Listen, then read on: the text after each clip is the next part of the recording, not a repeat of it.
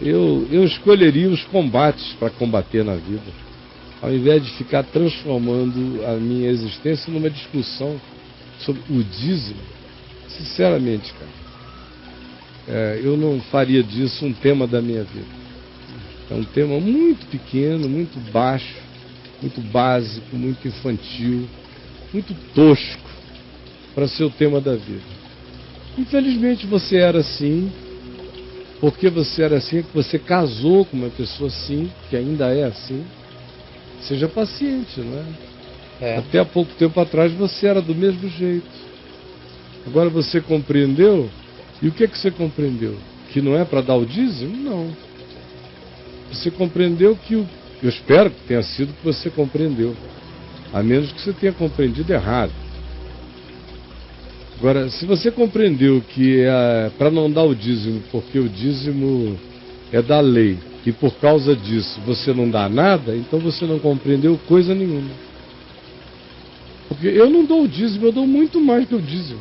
O dízimo é uma coisa muito infantil, 10% do que eu ganho. Meu Deus, se eu fosse dar 10% do que eu ganho, não tinha VMVTV. Só tem VMVTV porque eu dou 90% do que eu ganho. Só tem um monte de coisa acontecendo, porque tudo que viria para mim, não vem para mim, e eu boto na atividade que eu quero que retorne para as pessoas. Isso é infinitamente mais do que o dízimo. Sem falar que eu sou voluntário.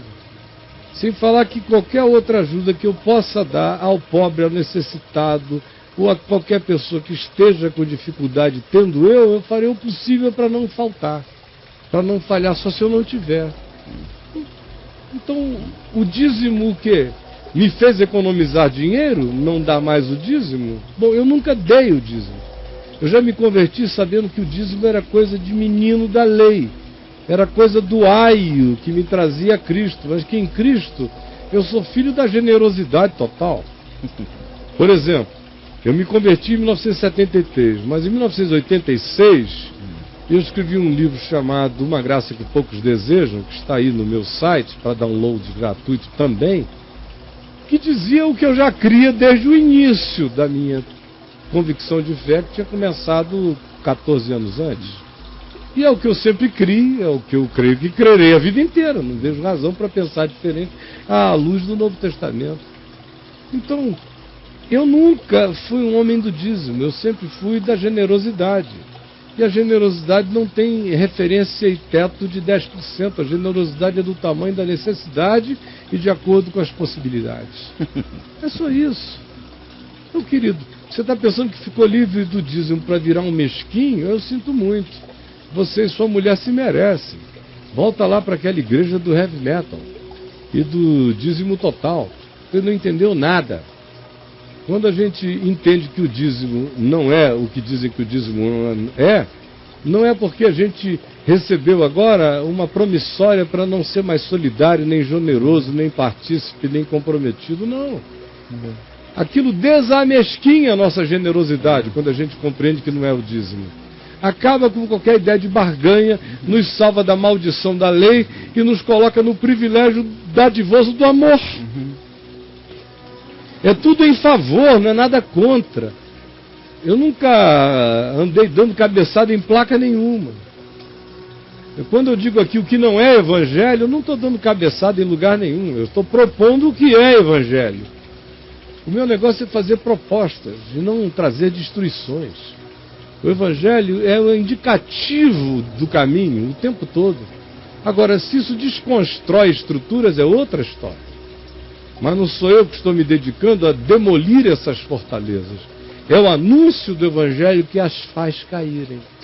Querido, entenda que é para você não ser mais uma criança legalista, tosca, boba, brigando as brigas doutrinárias de um cara que deixou de ser um tipo de evangelho que se tornou apenas outro tipo de evangelho, brigando por idiotices. Deu para compreender? Tá bom, meu maninho? Um beijo para você. E aí? Não é, Tonho? Pelo amor de Deus, né? Pelo amor de Deus, tanta coisa importante nessa vida. Imagina. Eu te conheci, Caio.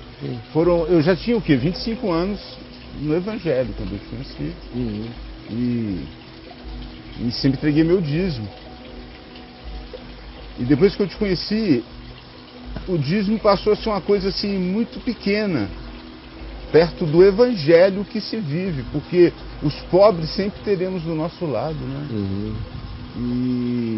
E você, eu nunca vi você cobrando de mim, entregou seu dízimo. Aliás, você nunca teve essa questão em nenhuma conversa Deus nossa. me salve, esse é um assunto que não cabe na minha inteligência, entendeu?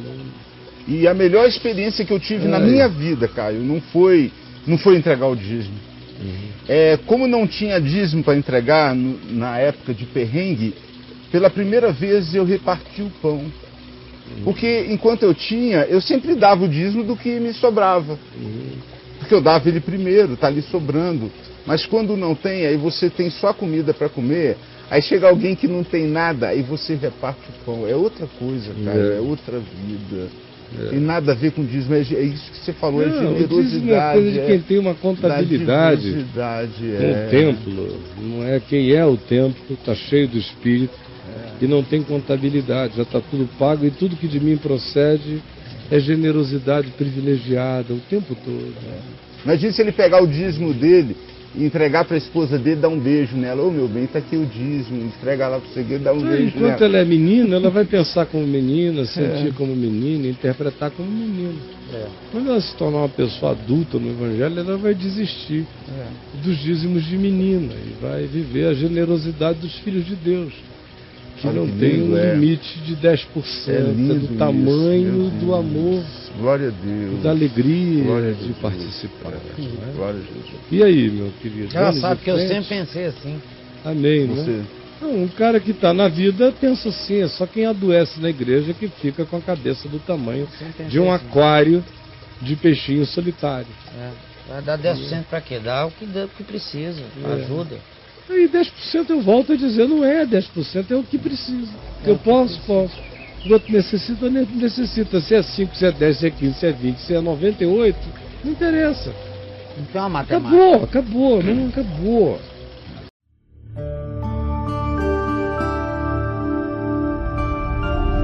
Vem me ver TV, o canal é você.